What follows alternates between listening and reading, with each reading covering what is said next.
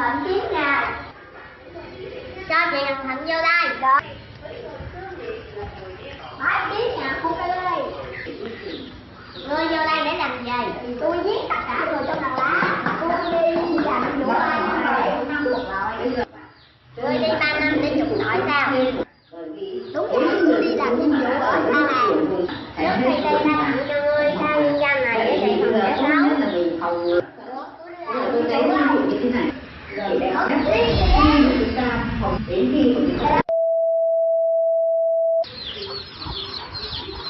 Làm nhiệm vụ giết để ba con về mới được. Trời ơi trời mưa hoài, cầm cái cây gậy nè xíu nó bị trời đánh rồi. Từ từ sắp bét luôn, không lẽ là sức mạnh từ cái cây đó. Trên cây đó có mặt nạ ác quỷ. Không lẽ khi các hồn chết nó còn chút sức mạnh, nó tạo ra mặt nạ nó để đi phá làng phá xóm.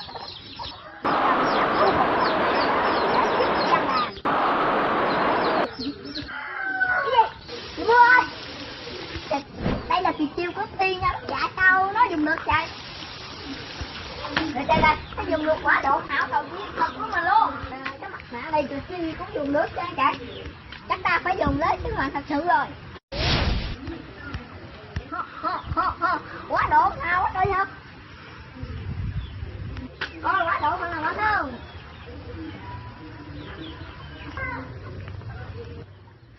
Cuối cùng cái cây đụng đã thua ta. Cái gì? Cái gì? Ta là phong độ nước sẽ đen của tiên nhân dài mà.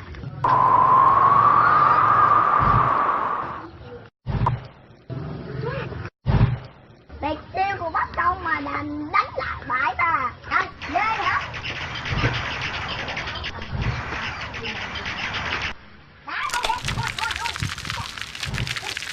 Kết thúc chuyện này, gạt sen gan. Hả? Cái gì? Dùng nước gạt sen gan của mình luôn. Gạt sen gan, đại học gạt sen gan. Cơ hội tiên chiếu. Anh ra.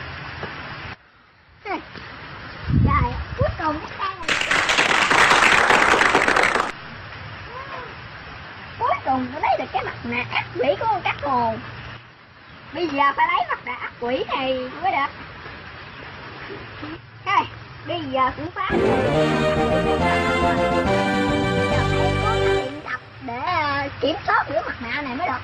Làm nhiệm vụ quan sao chế dây vàng. Ta tiếp tục đi làm nhiệm vụ thôi.